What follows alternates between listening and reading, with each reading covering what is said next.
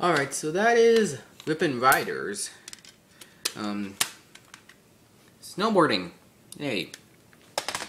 And let's move, and we're gonna move on over to Incoming, which has a broken case. Let's put that in. Let's go.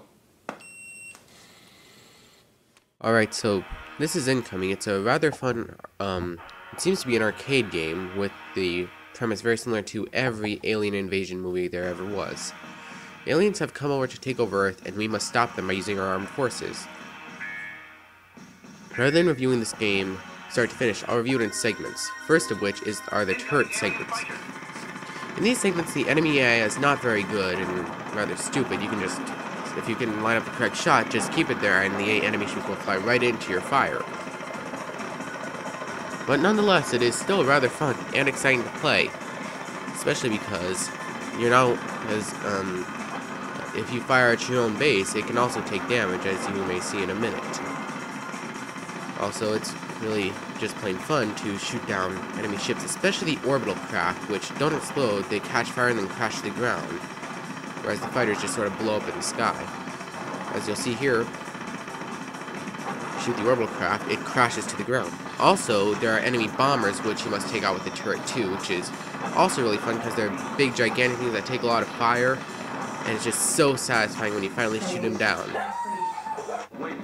Second segments are the helicopter segments. Now these are also very fun because you can fly around at low altitude, and you have an auto-training gun, which automatically trains the machine gun fire on the alien craft, be it a surface craft or an aircraft, which makes it rather easy to shoot, so you can basically forget about aiming. And of course, you have your homing missiles, which always work. Well, most of the time, sometimes they miss, but these segments are rather fun too, and rather satisfying when you complete them as well. You can also face off alien bombers in the helicopter segments, and it is very fun. It takes you right into the action, entailing an enemy bomber and training your fire on it, firing missiles at it, and again, you get the utmost satisfaction when you finally shoot it down and save everyone. The third kind of segment there is the tank segments, and these, again, are just extremely fun to play. Of course, you have your gigantic gun, and sometimes you have homing rockets on the tank. And your turret also sometimes shoots rockets, but in any case, it usually shoots shells.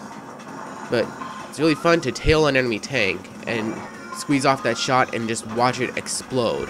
It's a little hard to aim, but you can go anywhere along the ground, even up the side of a very steep mountain, and just extremely fun to run around everywhere just shooting everything that's an enemy, well, shooting at every enemy and just watching them explode. This is and that's why I use this segment for the intro to the video, because of just how much metal carnage there is. So pixelated carnage with vectored triangles and polygons just flying everywhere, and just it gets so exciting. Just get your blood pumping to drive that tank all around, just firing at everything, crashing into enemies, watching them explode, firing at them, saving the day. And then, yeah, so this is probably my second favorite segment behind the helicopter segments, just simply because of how fun it is.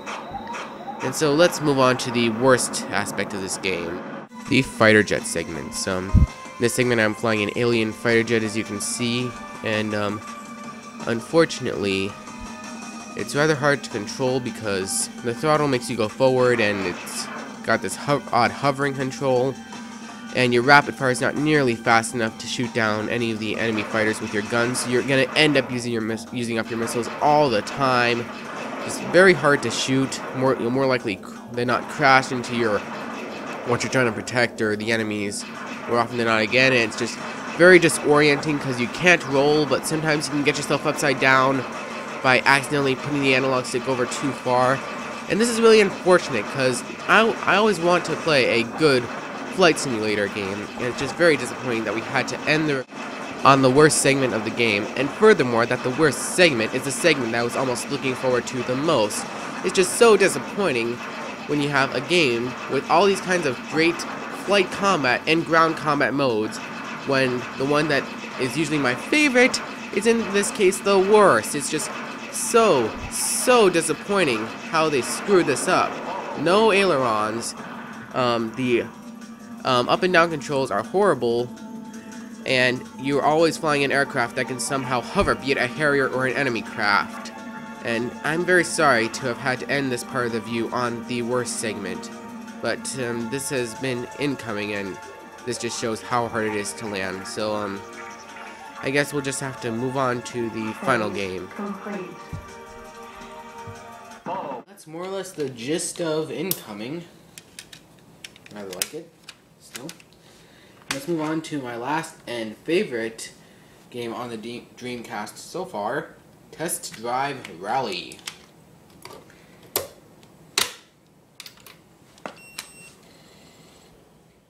Alright, so here is Test Drive Rally, and I'm just going to quickly go over how you get started, then I'm going to commentate. Yes, my driver's name is Tails. He's my favorite Sonic character. And this is my favorite car in the game, the Subaru Impreza. It just looks very cool with a nice, sleek blue paint job. Now you can choose Time Trial, Arcade, Trophy, or Champion. I'm going to show you Trophy. And of course the loading screen. Now let's get on, and now up next will be the list. We're going to go with the European Trophy, and the first stage is in Portugal. And of course, loading screens look better in this game. Now on to the race. And welcome everyone to the Portugal European Rally Racing Trophy. 3, and the racers are off, and Tails takes an early lead, followed quickly by Lance, Chord 1, and Chord 1. Okay, Tails is taking on an early lead, and he seems to be racing around those corners at breakneck speed. Oh dear, Lance is fast on his tail, in fact, and Lance is just past his Tails. Lance passes Tails.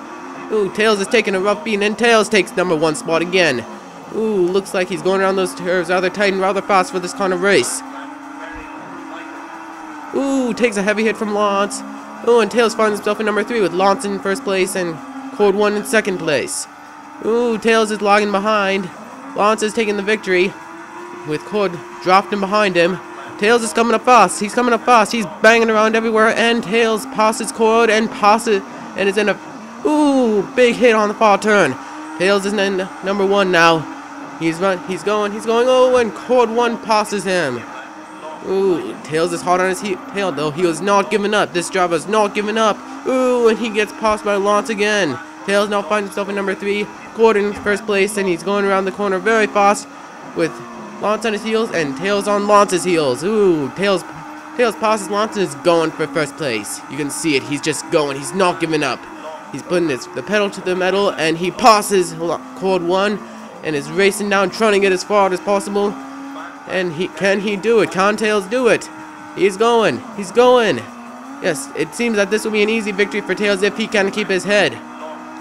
Ooh, takes a hit from Lance in the rear, and looks like Chord has caught Tails, and Chord passes Tails. And Tails takes back the #1 spot, as now is racing very recklessly. Goes around Chord, takes a hit, goes around another corner. Ooh, side swipe on Chord 1. Tails back in first place. He's going. Lance hot, Chord 1 hot on his heels. Let's see if Tails can make this turn. If he can, he will have won the race. Ooh, Tails falls back into third place, Chord in first place, and Chord 1 is clearly the winner. And so this has just been my little commentary on this race. Well, this concludes my look at the Dreamcast. For its time, it was a very innovative system, having basically started online gameplay. And overall, it is a very, very nice system. If you can find one at a good price, I would recommend it highly. You are not disappointing yourselves in purchasing a Dreamcast. This was Sega's gem. Now, I bet some of you are wondering why it bombed. Well, it didn't really bomb. It was the PS2. It just came along with its own DVD drive and slightly better graphics and slightly faster gameplay. Maybe not even that much faster. And just basically pushed this guy off to the side and out of frame entirely so that it died. And that's all I have to say about the Dreamcast. A gem of a console that if you can find for the right price, I'd say under $100, I'd say pick it up most highly. So this has been Jet Seekers with my look at the Dreamcast, and I'll see you next time. You're just another part of me.